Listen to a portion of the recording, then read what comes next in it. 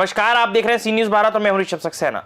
खबर राजधानी लखनऊ से है, जहां कृष्णनगर क्षेत्र के वीआईपी रोड पर संचालित राजचंद्रा अस्पताल में बीती 6 फरवरी को भर्ती 40 वर्षीय मरीज की मंगलवार की शाम मौत हो जाने पर तीमारदारों ने अस्पताल पर लापरवाही का आरोप लगाते हुए जमकर हंगामा काटा और आरोप लगाया कि डेड बॉडी देने के लिए अस्पताल द्वारा 1 लाख रुपए की मांग की जा रही है।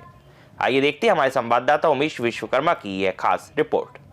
कृष्णनगर क्षेत्र के वीआईपी रोड स्थित राजचंद्रा हॉस्पिटल में भर्ती स्कूल वैन चालक की मौत के बाद तीमारदारों ने अस्पताल पर कई गंभीर सवाल खड़े करते हुए इलाज में लापरवाही का आरोप लगाया है।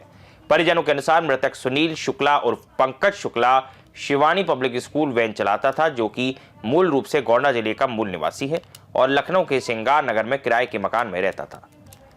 वह पत्नी ममता एवं 2 किशोरी बेटी मुस्कान व आंचल के साथ रहता था। उसे ब्रेन हेमरेज की दिक्कत होने पर राजचंद्रा हॉस्पिटल में 6 फरवरी को भर्ती कराया था। मृतक के परिवार का आरोप है कि अस्पताल वालों द्वारा 1,80,000 वसूल लिए, किंतु इलाज में लापरवाही बरती गई। परिजनों के अनुसार मरीज की हालत बिगड़ने पर वे लोग मरीज को रेफर कराकर दूसरे अस्पताल ले जाना चाहते थे, किंतु मरीज को रेफर नहीं कराया। कल मंगलवार की शाम 5:30 बजे मरीज की मौत हो गई, किंतु 1 लाख रुपए बकाये की मांग कर अस्पताल वालों ने डेड बॉडी देने से मना कर दिया। इस बात को लेकर तीमारदारों ने हंगामा शुरू कर दिया और पुलिस कंट्रोल नंबर पर फोन कर पुलिस बुला ली। वहीं अस्पताल प्रशासन का कहना था कि सभी आरोप निराधार हैं। कृष्णनगर थाना प्रभारी निरीक्षक पीके सिंह ने बताया कि मृतक के परिजनों ने ना तो कोई लिखित शिकायत की है और ना ही शव का पोस्टमार्टम कराने के लिए तैयार थे। उन्होंने बताया कि शव का पंचनामा कर परिजनों को डेड बॉडी सुपुर्द कर दी गई है। यदि परिजन इस संबंध में कोई लिखित शिकायत करते हैं तो जांच कराकर कार्रवाई की जाएगी। वहीं राजचंद्रा अस्पताल के general surgeon doctor Pankaj Agrawal के अनुसार मरीज को ब्रेन स्ट्रोक हुआ था, जिसका इलाज neuro surgeon doctor Jaydeep Chandra और फिजिशियन डॉक्टर श्याम द्वारा किया जा रहा था। मरीज की हालत क्रिटिकल थी, जिसकी जानकारी परिजनों को पूर्व में ही दे दी गई थी। फिलहाल पुलिस के समझाने के बाद हंगामा कर रहे परिजन शांत हुए हैं और शव को लेकर चले गए। मेरा नाम काजोल दुबे है। हमारे पेशेंट को यहाँ पे 4 दिन से रखा गया, 5 दिन से, और आखिरी में पैसे वगैरह लेके उसको खत्म कर दिया गया। मैंने दोपहर में बोला कि डिस्चार्ज करा लूं, मैं अपोलो ले जाऊंगी।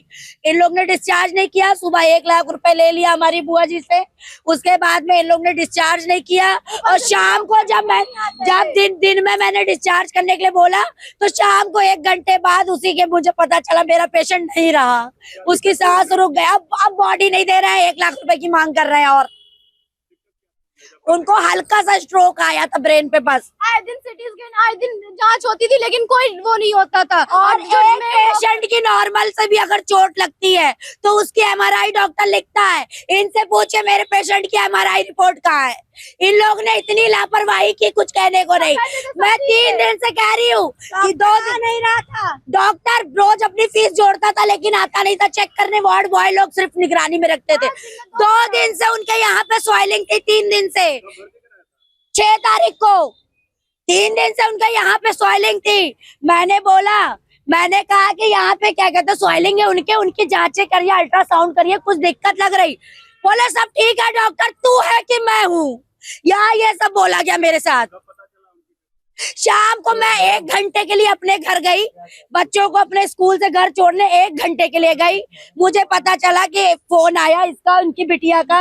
ये एक बिटिया है, बाबू यहाँ, एक बिटिया ये है और एक बिटिया ये है, एक बिटिया ये है, ये 2 बिटियां हैं, एक भी बेटा नहीं है। वाइफ वहाँ बेसुध है, उसको लगता है कि अभी मेरा पति आएगा, ऑक्सीजन पे है और कुछ भी नहीं, कोई कमाने वाला है। एक अकेला कमाने वाला था, परिवार का सहारा था। वैन चलाते थे स्कूल की, जागरण भी करते थे। जागरण मंडल के अध्यक्ष थे, पंकज शुक्ला नाम था। प्रशासन से यही मांग है, योगी जी से बस यही मांग है कि आप एक ब्राह्मण है और ब्राह्मणों के साथ ऐसा हो रहा है। ये 2 बिटियों के न्याय कौन करेगा? ये 2 बिटियों की परवरिश वो बेसुध औरत तो नहीं कर पाएगी जो खुद अपने उस पद में नहीं। और दूसरी बात, इन दोनों की कौन वो करेगा, परवरिश करेगा? पढ़ाई लिखाई, विवाह शादी, हर चीज का खर्चा कौन करेगा? इस चीज के लिए मैं योगी सरकार से बस इतना कहना चाहती हूँ, मेरी बहनों को न्याय मिले। ये कन्या है, वो तो अभी इनकी मम्मी डिसीजन करेंगी, जिनके मतलब जो एक्सपायर हुए हैं उनकी वाइफ डिसीजन लेंगी। वो कह रही है कि मैं अपने पति का पोस्टमार्टम नहीं कराना चाहती, क्योंकि जीते जी उनको जो है बहुत तड़पा लिया हॉस्पिटल वालों ने, अब मरने के बाद उनकी छींचा लेदर नहीं करना चाहती। राजधानी लखनऊ में यह घटना अस्पतालों में इलाज और पारदर्शिता पर सवाल उठाती है। प्रशासन और अस्पताल की भूमिका पर निगरानी बढ़ाने की आवश्यकता महसूस की जा रही है। इस खबर में फिलहाल इतना ही। देश और दुनिया की तमाम खबरों के लिए आप देखते रहिए सी न्यूज़ भारत।